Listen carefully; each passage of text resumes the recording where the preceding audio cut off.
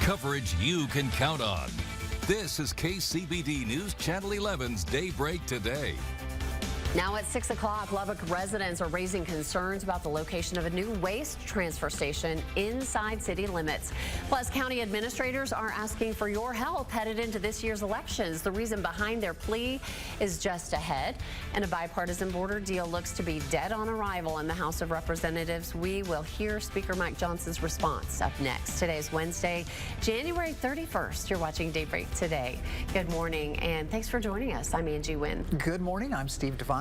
You were just pointing out it's the last day of January. I can't believe we just zoomed right through there. Yeah, just about 1/12 of the way through the year already. So that means tomorrow is February 1st, but let's finish with January 1st, starting with our satellite view here. For this last day of the month, we have some clouds moving in from the west, and yes, that cloud cover is supporting some light rain showers over New Mexico as we go through the day.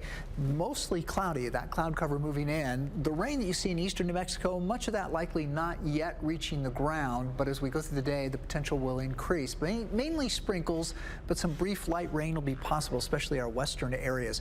Right now, temperatures are mostly in the 30s, a couple of exceptions with 44 at Childress and Snyder. Lubbock is 34 degrees. With the light breeze, though, it feels like it's about 28 at the moment. So 30s early this morning. This afternoon, we'll be back in the 60s.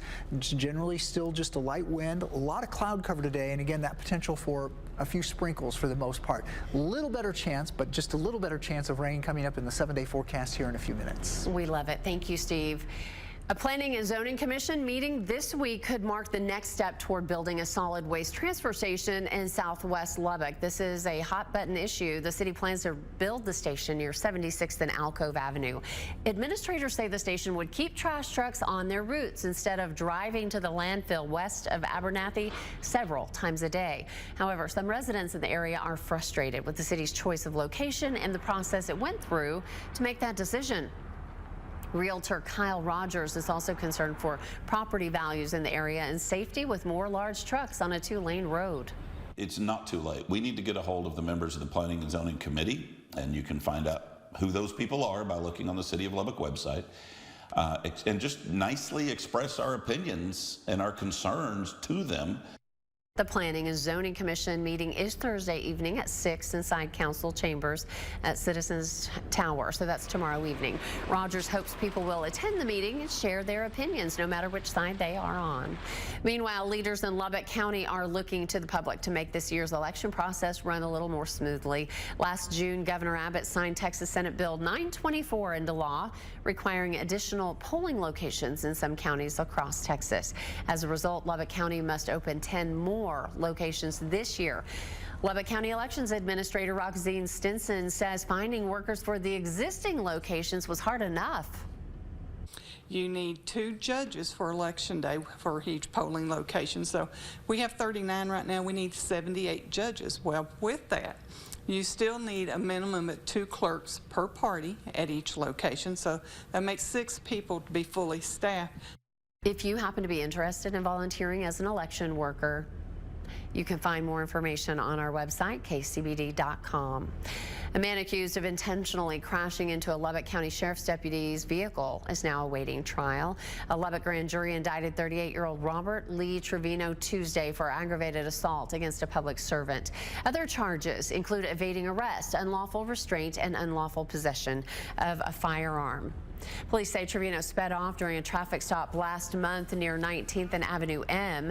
During the chase, investigators say he intentionally drove head-on into a deputy's car. Officers took him into custody shortly after he crashed into a construction site.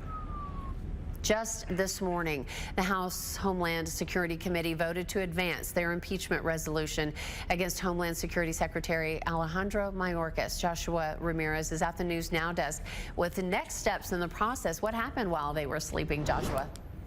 Well, Angie, right now lawmakers are actually preparing for the next vote on the impeachment articles against Mayorkas, and that will be from the full House of Representatives. We are waiting to hear when that vote might happen, but the Homeland Security Committee passed the articles along party lines this morning after 15 hours of debate. Republicans ultimately ended that debate by blocking Democrats from introducing any more amendments. Right now, House Republicans claim Mayorkas has committed high crimes and misdemeanors for his handling of the southern border. House Democrats argue that the evidence doesn't reach that high bar.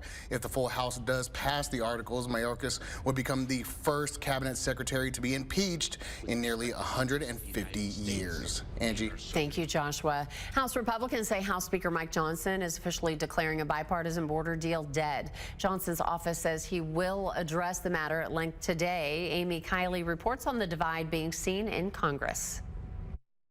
I have talked to former President Trump about this issue at length, and he understands that. He understands that we have a responsibility to do here. Speaker Mike Johnson is declaring a bipartisan border deal dead, according to House Republicans. Former President Donald Trump wants to kill the plan. GOP Senator James Lankford has been negotiating with Senate Democrats. That has Republican leaders feeling stuck, according to GOP Senator John Cornyn. We got to do everything we can to try and fix it. And if we can't get there, fine.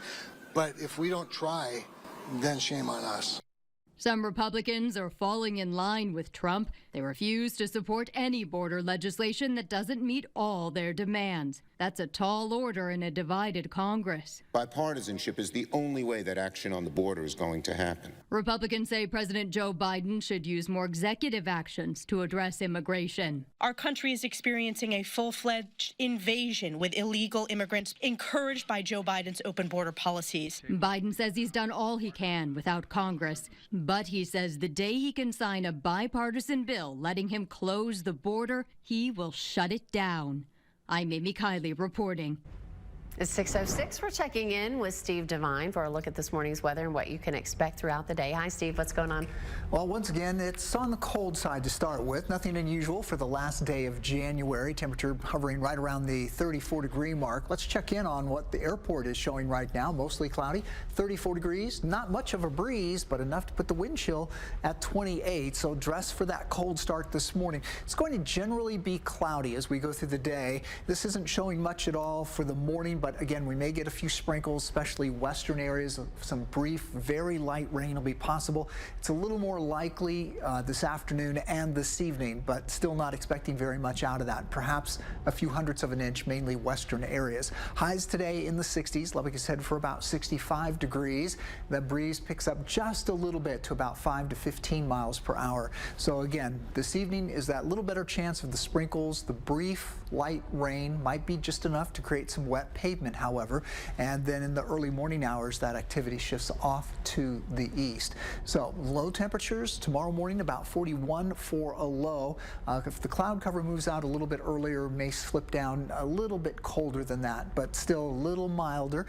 Tomorrow, the first day of February, we're headed for 73 degrees with a partly cloudy sky, a bit breezy, 10 to 20 miles per hour in the afternoon. Prairie Dog Pete Day is Friday. Slight chance for mainly light rain, but there may be a few thunder showers mixed in, and if that's the case, that could increase the rain rates where that happens. A mostly cloudy day. Unfortunately, a windy weekend for us. Highs both days close to the 60-degree mark. Angie? Thank you so much, Steve. Still to come on Daybreak today, Gen Z is embracing a new loud budgeting trend. We'll explain what that is. Plus, the Lubbock housing market may be better for buyers this year. We'll show you the report just released and what potential homeowners can expect. Everything you need to know as you wake up on a Wednesday. We're helping you right into your day on Daybreak today.